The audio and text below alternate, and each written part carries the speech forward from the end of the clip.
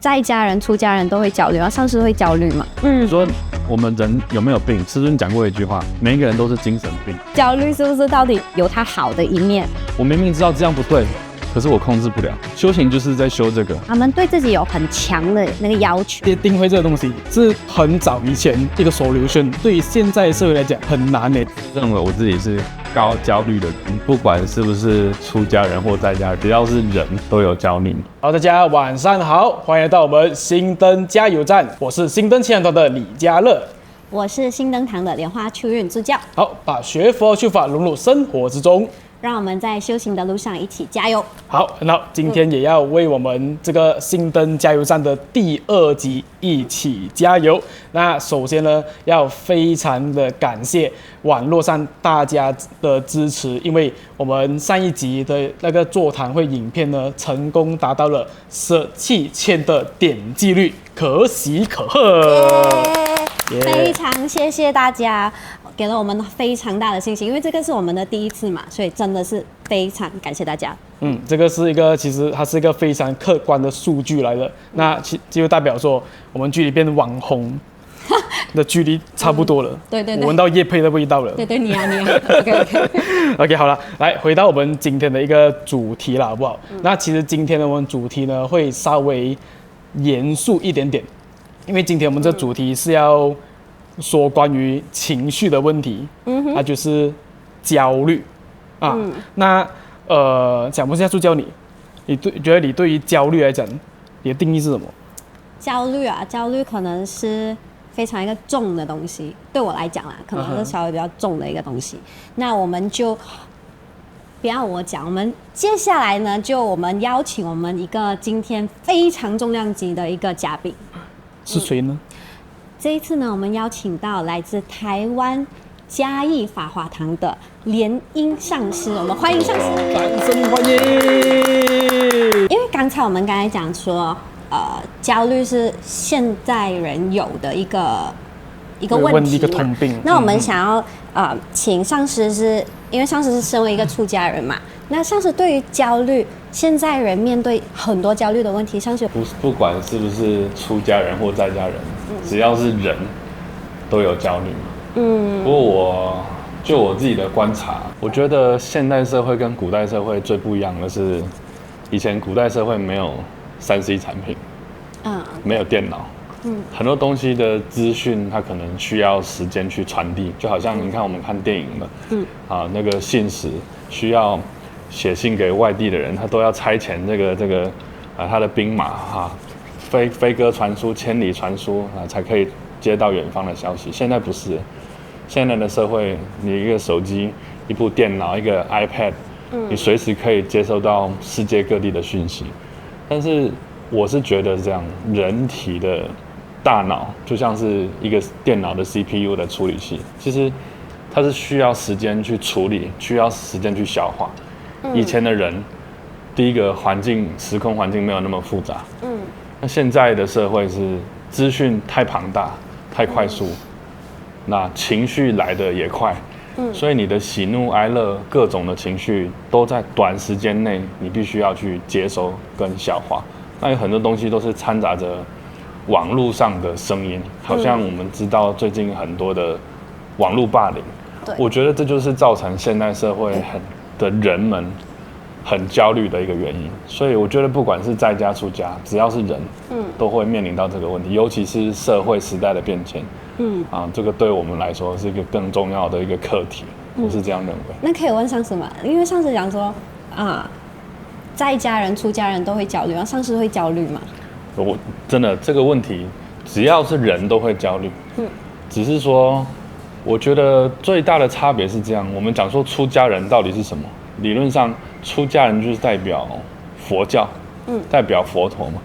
那重点是在于这个出家的人，他有没有把佛陀所教给你的方法，运用在你的生活中，包含你如何去处理你的焦虑，所以这个是最大的差别。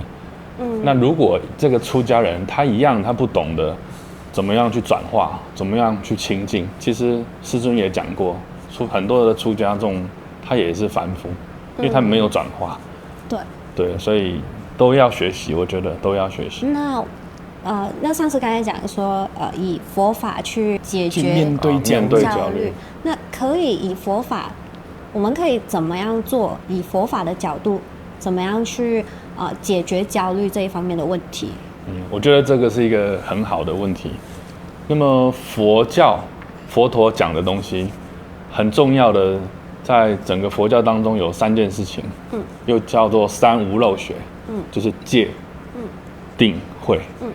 那么很多人把它想成是一个次第，好像要先戒，再定产生慧，其实这也没有错。不过以前师尊呢开始有讲过一件事情，就是说，其实真正你熟练的是一个修行者，是把戒定慧融会贯通的。所以我们把这个方法，佛陀教的这个方法来对应到现代社会你说的焦虑，其实就是这样子。我们看着任何的事情的发展，那你不要太快的把自己的情绪投身进去，其实这就是一种基本的戒。那么你更进一步说，这是外在环境给你的一种刺激，更深的一种戒是你自主的戒。我透过自己观察自己身口意的种种的这种自觉，可以更大的、更正确的、更准确的减少你跟外界的互动，减少这些来让你起贪嗔痴跟烦恼的这种状态，其实也是一种戒。那么自然而然的，你就会得到一种定，然后再由这种定境当中产生一种慧。所以佛教讲为什么讲说6度当中的禅定非常重要？其实禅定，真正的禅定不是只有在法座上，不是只有在法会的时候，是你体现在每一个食衣住行当中。所以这个定就是说，我们怎么样用佛法的角度来转化、来看待、处理你现在所遇到的任何的人事时地物，把你自己的心静下来，给自己多一点时间空间去消化。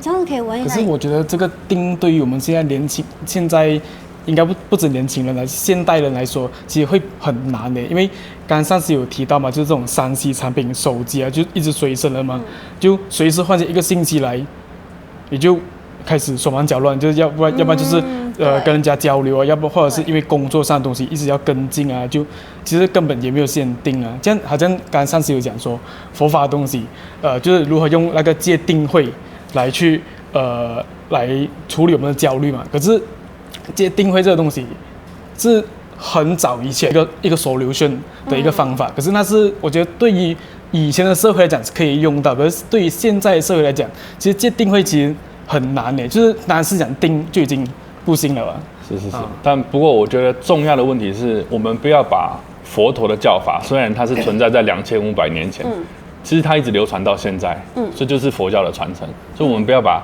佛教定义为古代的宗教、古代的方法，只要是对的方法，不论你放在什么时候的时空背景，它都可以用。重点是你怎么拿起来用。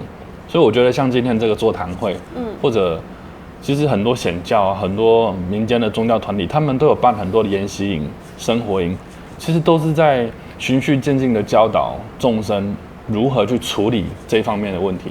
你可以给一个 lesson， 可以给一个课程，心灵上面的建设、儿童教育，或者是短期的禅定班。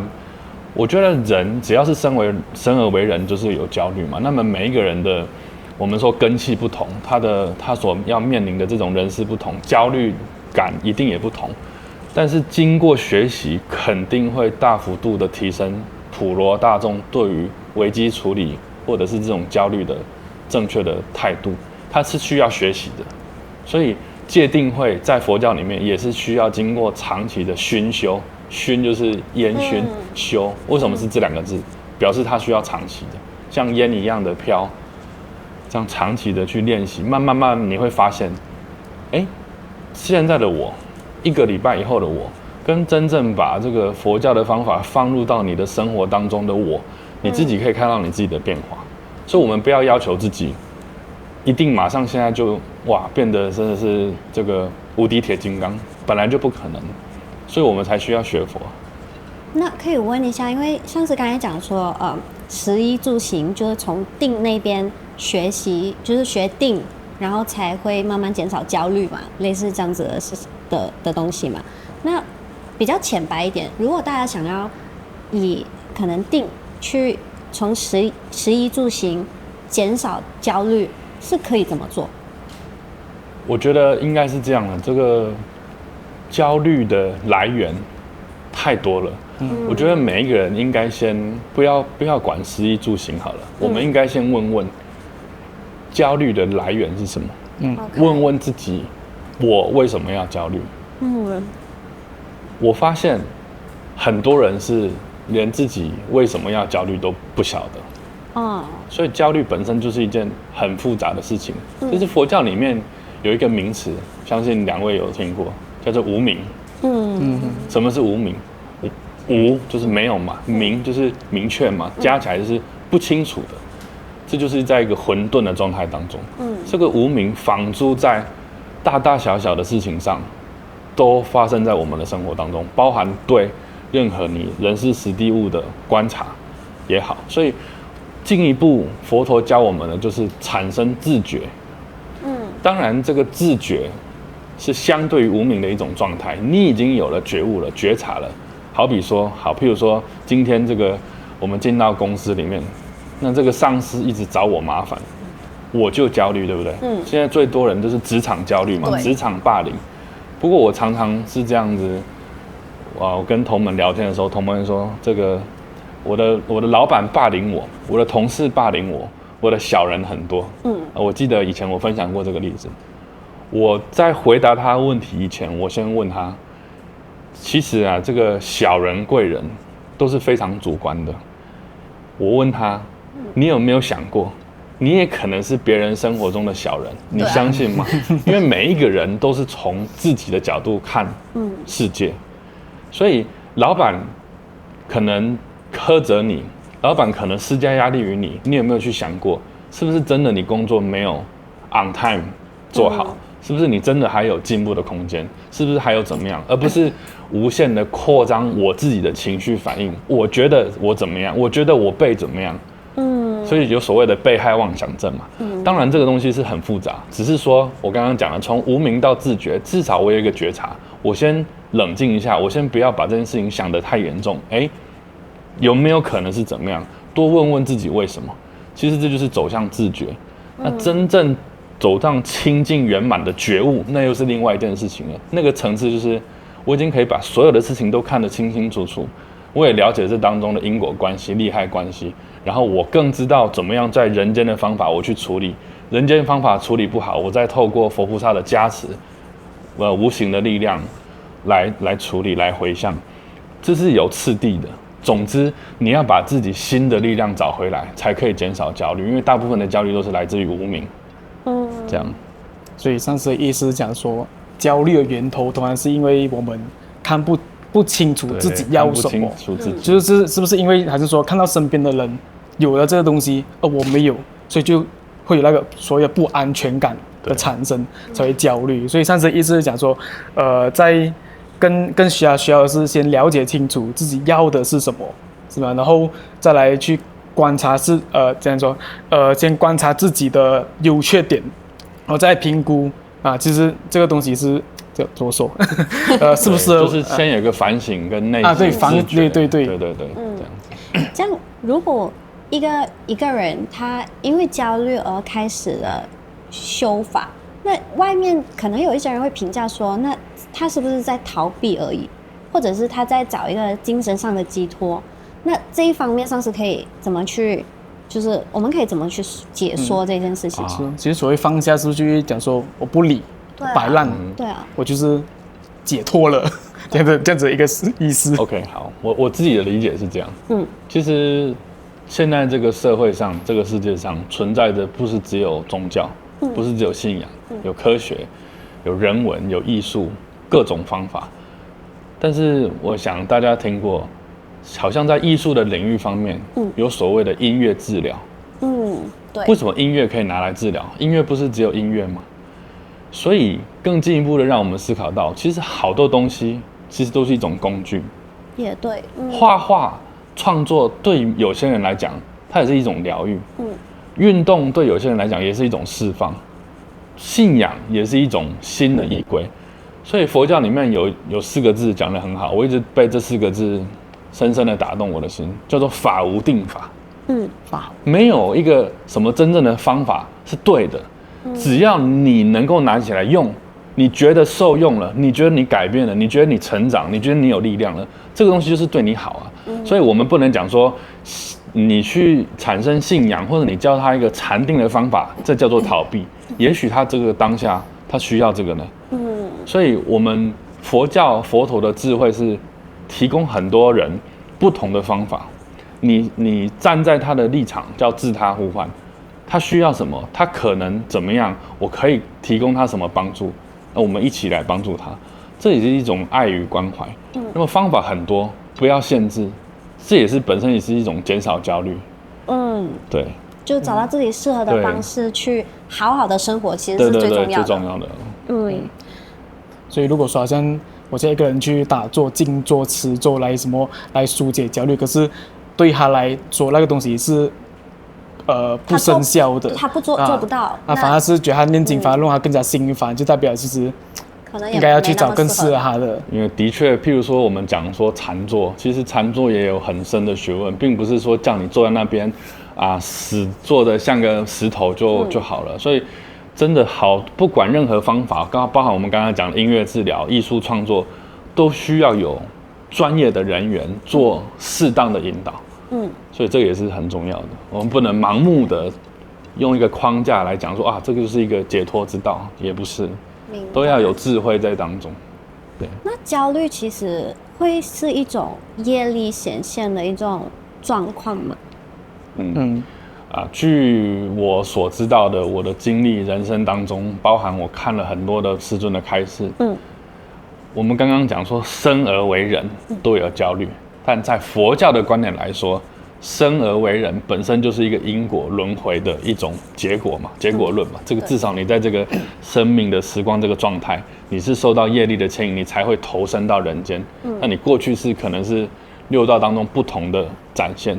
但是生而为人，我们常常说人有什么？人本身就有天生的业力，你天生带来的，你先天的业力，用科学一点的角度叫做因果，基因就是你的因果的展现。所以其实一个家庭，他们家庭的背景，父母怎么教导，儿子女儿怎么思考，全部都是业力，没有错，这个东西就是先天存在的。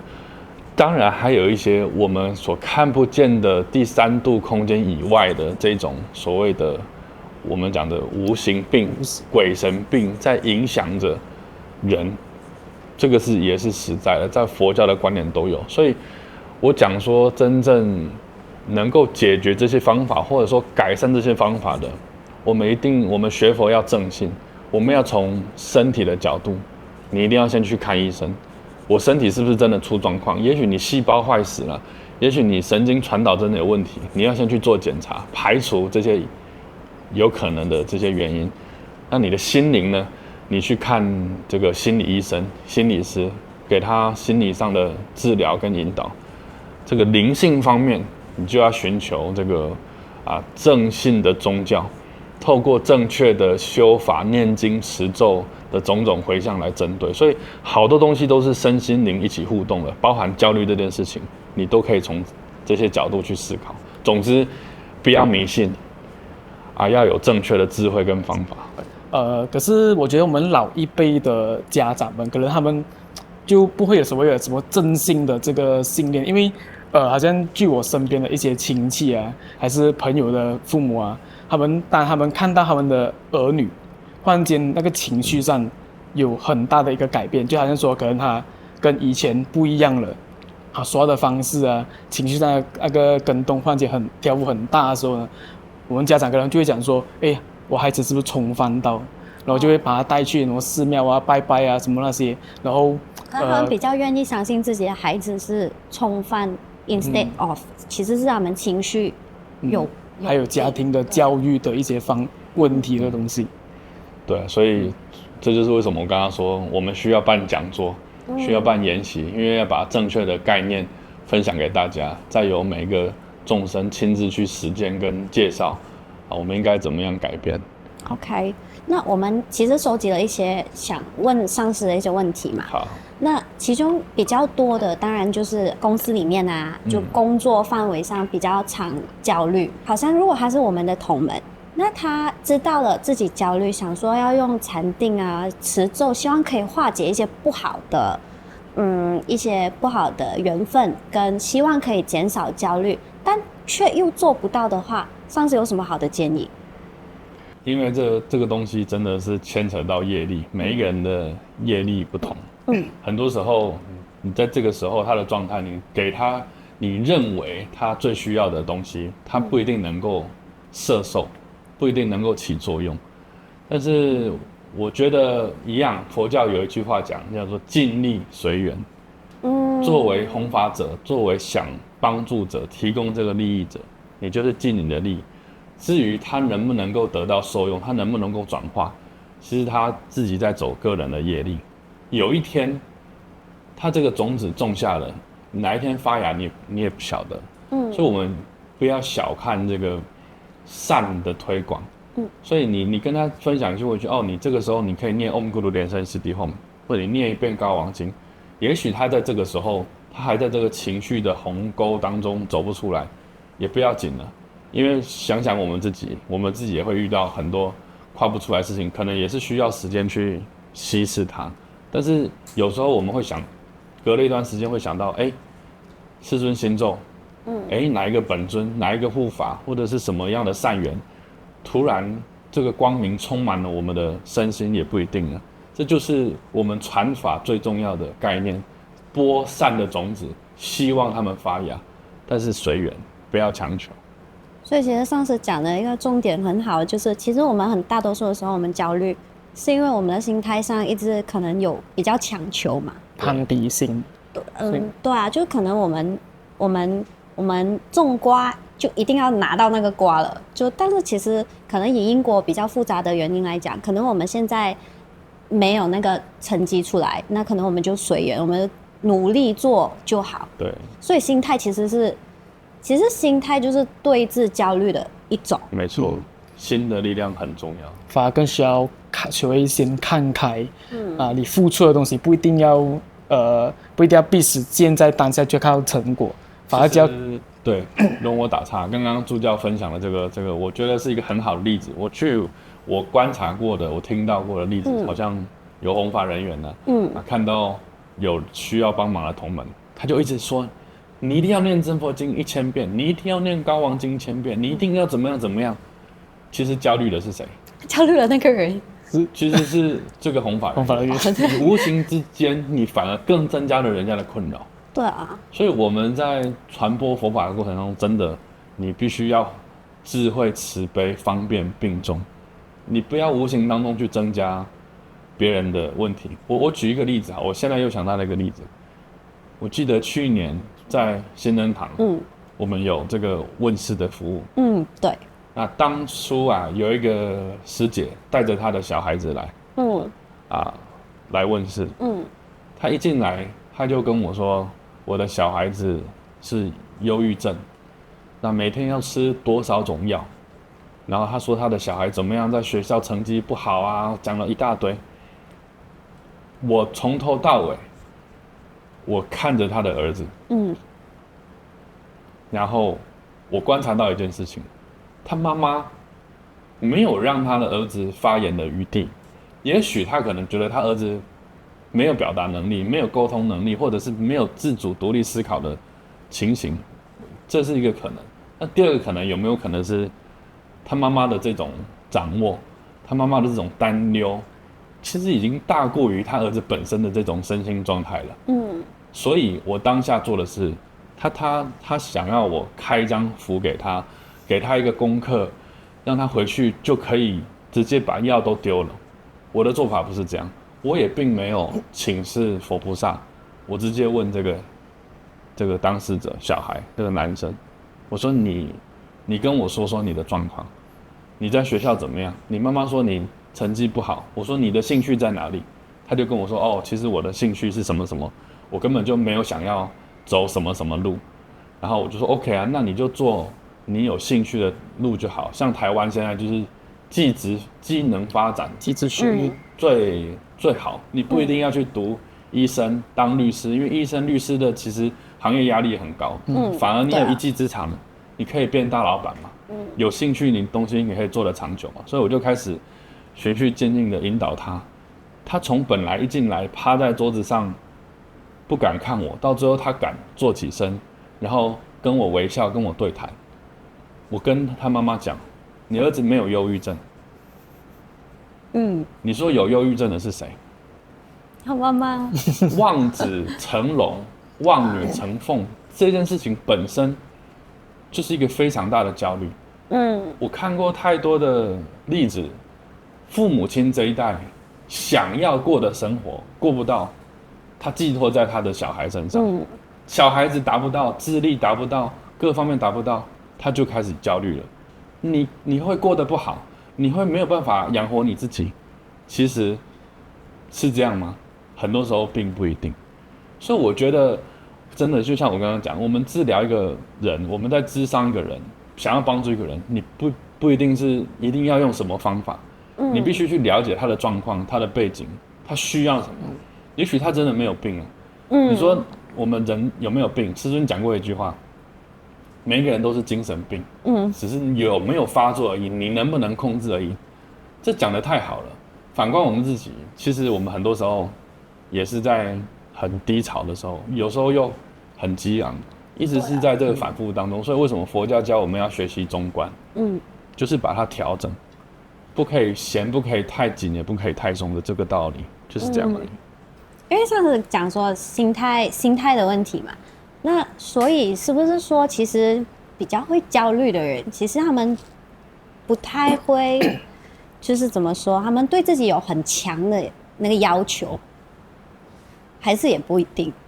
我觉得这个也不一定，有些焦虑是表现出来的，有些焦虑是放在心里的。其实我们很难去了解一个人的状态，到底是怎么样，他不一定会讲给你听。我觉得一个人在不同的年龄跟时期的时候，就会有不同的焦虑。也对啦，也对啦。不过，那我就顺着你的话讲，像我自己好了，我看我自己，我自认为我自己是高敏感、高焦虑的人格。真的吗？那我的例子就是，可能我对我自己的要求也比较高，相对的，我对我身边的人事物的要求也会比较高。那过去可能刚开始学佛的时候，我没有去意识到自己的这种状态会影响到身边的人，所以就变成带给别人压力。其实我一直讲说，我是为我自己好，其实我已经把这个情绪带给人家了。慢慢学佛之后，你就会发现因果，了解因果，你就会开始了解每一个人都不同，你要允许每一个人有做自己的权利，这就是把空间时间给对方了。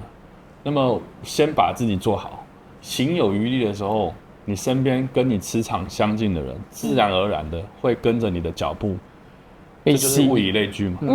所以我觉得我从我自己的焦虑把它看到了，我发现它了，然后用佛法的角度去转化它，然后反而去利用它，利用这份焦虑。怎么说呢？就好像譬如说我们办一场法会，你如果都不焦虑，其实那也表示你根本对这个事情你不慎重、不认真。以前我读书的时候，我们要考大考，我们的大专联考的时候，老师讲，这个以前大家都说你们平常心就好，我拜托你们千万不要平常心，你们平常心还得了？你们平常这么散漫还得了？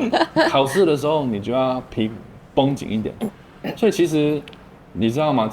这个医学里面有一个东西叫肾上腺素。肾上腺素就是让我们的交感神经、副交感神经的作用当下去调配，你最适合这个危机处理的时候，你的身体、脑袋应该怎么去反应的一种激素的反应，它就是让你的焦虑升起来，你才可以去动作。反而那个时候你太松散，你反而没有办法去化解这个危机。所以说实在的，我们讲更深入一点，就是说我们不要把焦虑这件事情看得太过于负面。它只是一种中性的东西，就好像我们讲钱嘛，对，钱你把它拿来好好的用，这是好的啊。你拿去做善事，好的啊。你做恶，它也不好啊。有些富翁，他的最烦恼的是什么？是他的钱呢。你说他是好的还是不好的？所以真的我们要学习中观，看到这个物质跟事件背后的本质是什么，然后你超越它，这就是佛教的方法。谢谢上师，因为其中我们的一个问题就是，其实焦虑是不是到底其实有它好的一面？对啊，还有一句话嘛，烦恼即菩提。好多人问我，为什么烦恼等于菩提？其实佛经上的用字，我们不能很直白的这样把它翻译说，哦，这个 A 等于 B，这个等号是需要经过很多的加减乘除。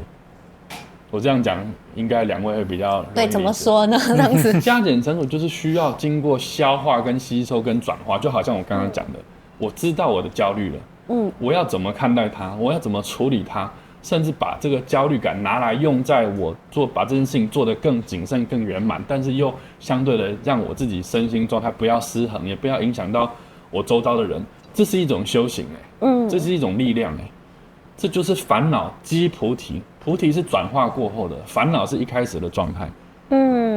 人为什么可以成佛？人每个人心中都有佛性，人等于佛吗？人不能说直接等于佛，我们都内藏的佛性，可是我们要经过三大阿僧祇劫的修行，慢慢把你这些东西转化掉，你才可以找到你本来的佛性。其实道理是一样的。对，明白。所以适当的焦虑是好的，其实是促使你进步的一个关键。对，你不可以永远排斥它的。就好比说，其实人活得太幸福美满、无忧无虑，也很难学佛。对，就是这样子的意思嘛。其实好像我们台下的同门是提到这个执着跟比较嘛。我自己的经验是这样的，就好像我从小到大有没有执着过？有，每个人都有。有没有比较过？有没有很负面情绪过？都有。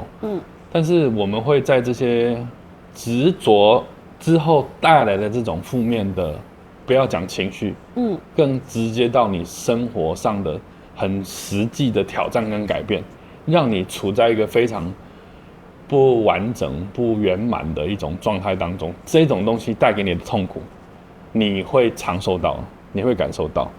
所以我们常常讲说，失败并不一定是一件坏事，失败为成功之母。你因为焦虑，因为负面东西所带来的这些东西，你慢慢累积到一定程度，你会发现，你会跟自己讲，我应该要把它丢掉了。我都已经因为这些东西带来这么多痛苦，因为痛苦是可以累积，而且也是可以比较，快乐也是一样。我们有时候会需要去经历过这些东西，才知道原来我应该要把它放掉，那也是一个过程。当然，我相信这一类的人，可能他也是智慧比较高的，他可能也是比较有佛缘，可能也是比较有修行。这就是你放得快跟放得慢的问题。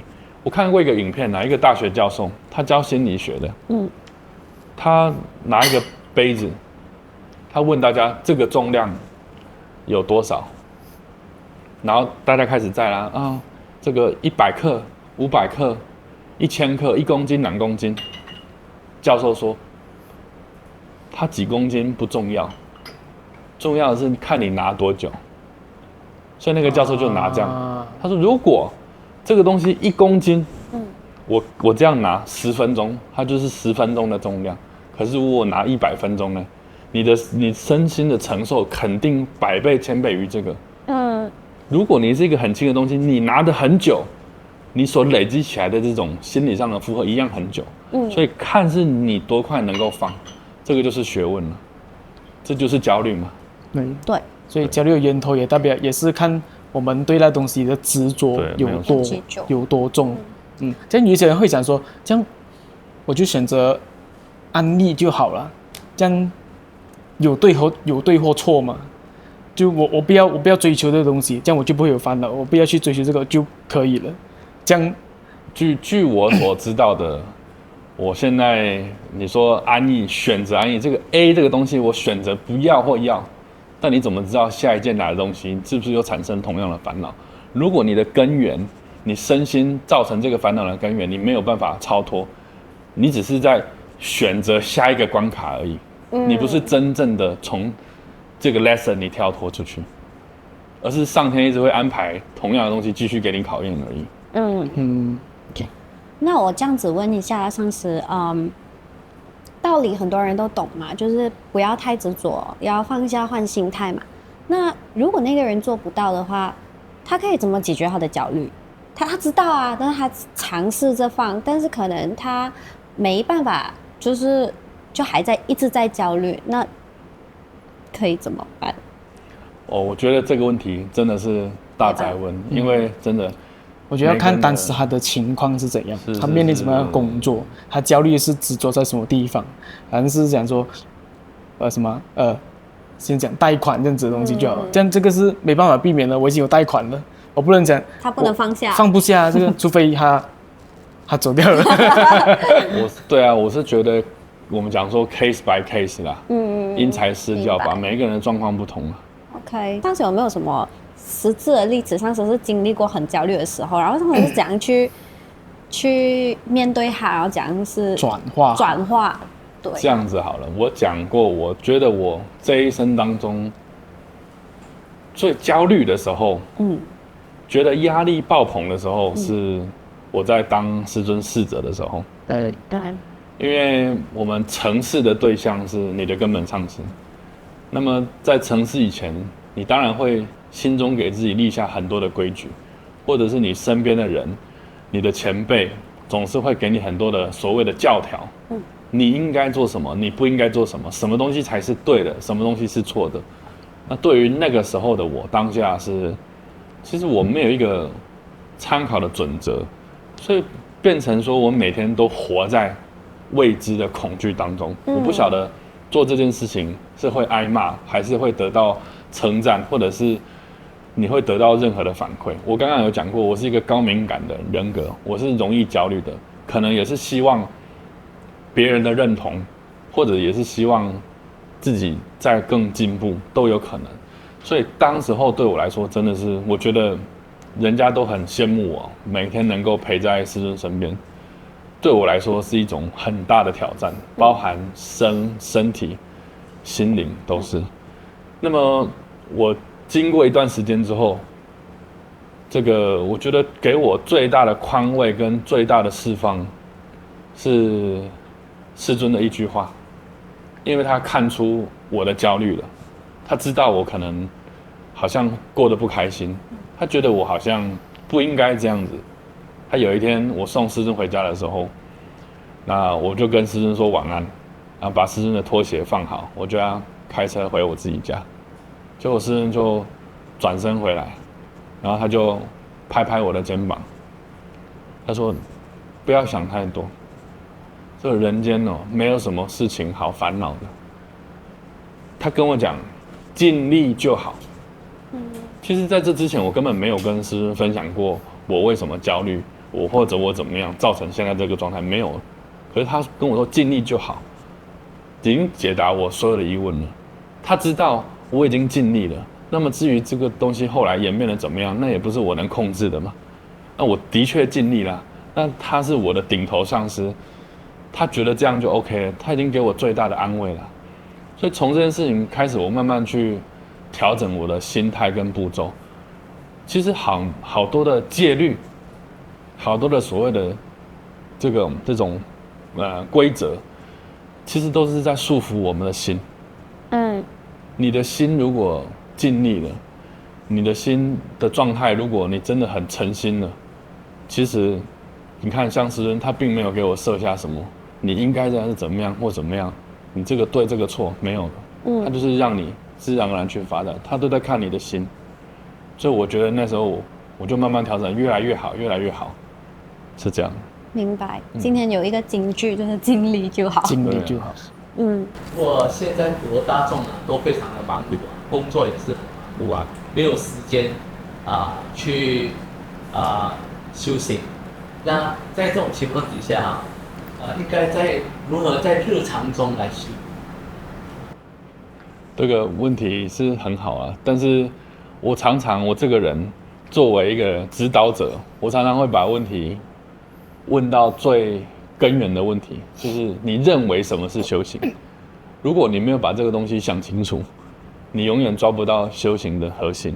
就好像你会认为我一定要坐下来修一坛法，或者我一定要坐在佛菩萨面前念一串珠才叫做修行的话，那么你永远接触不到修行的核心。师尊最近一次在西雅图的开示，就是在出家纪念日的时候，他有讲过一句话，简单粗暴，但是是直指核心，就是修行其实就是修正你自己的行为。那么很多人问过我，修行这么简单吗？我反问他，你以为修正行为这么简单吗？照医学来讲，你要促成我的手去碰到这个杯子拿起来喝，你知道你的大脑跟你的神经运动细胞要经过多少的计算吗？那是多少个无数个小念头集合起来变成一个大念头。所以控制修正你自己的行为，就是在反观内心的身口意。你能不能够控制？本来我知道这个事情是不应该，可是我刻意去一看，像这样就翻了。我明明知道这样不对，可是我控制不了。修行就是在修这个，你慢慢越来越细致的知道每一件事情的巨观与微观，它的变化，你知道怎么去控制，把它调到中道，就是一个修行。所以修行不是在持经念咒上，是在转化你的身心状态。所以你说你如何在食衣住行上，我讲很简单的，就好像我们今天通勤上班，我坐在这个 MRT 上，那么我听到旁边的人在讲八卦，讲的八卦可能刚好是讲你公司的八卦，这个八卦可能又跟你自己有点关系。那如果没有修行的人，可能你的念头就已经随着这个八卦已经不知道飞去哪里了。如果有修行的，修行还一定有到一定的程度的持咒，这个时候持咒不是为了假装，或者是为了演一出戏，好像我跟他没关系，是把你的念头抓回来在你的这个持经念咒上。所以为什么要拨念珠？其实你持咒并不一定需要那一条念珠的，这个拨念珠的动作是在给你种下一个肌肉记忆，我现在在持咒。这是给初阶者的一种肌肉记忆，是需要身心灵互动的。我现在在持咒，然后你念出一点声音 ，Om Guru 连声悉地 Hum， 自己耳朵听。这时候你的眼到、耳到、手到、鼻到、心到，你会发现，你对外在的这种注意力已经收回来了。其实这个就是修行。至于你能够做到几分，那是你的力量的事情。至少你已经比原本的好了。那你长期的这样去做，遇到任何的事情你都这样做，你会发现你的定力慢慢在增长，这个就是修行。这样，我觉得刚才上师有提到一个蛮重要的一个点，就是其实刚才上师全部的对话里面都有讲一个很回到一个原点，就是我们其实到最后还是要回归自己的一个内心，总是我觉得要学会跟自己对话，就是要找到自己的步伐，跟一直了解自己我需要的是什么，然后才回到自己内在的本身，然后我觉得这才是真正的解决焦虑的问题。其实就好像我们平时每次看师尊开示所谓的什么明心见性是吗？其实所谓明心见性就是要学会了解自己的内在，所以才是一个真正焦虑的源头。我觉得我觉得今天一个访谈一个重点，其实反而是要跟大家说，其实焦虑是无所不在的东西，就是任何时刻我们都会焦虑的所以可是反而要学会就是了解自己的内心，找到自己的一个步伐，然后才可以跟我们的情绪做朋友，然后才可以不会被所谓的焦虑这个情绪带着走。这才是我们所谓处理焦虑的一个方式，这样子对吗？上司，对，我觉得你的分享很好。谢谢你。然后，那我今天就到这里。我们今天到这里啊，OK， 谢谢大家，欢迎关注我们新灯加油站，记得订阅加分享，谢谢大家。谢谢。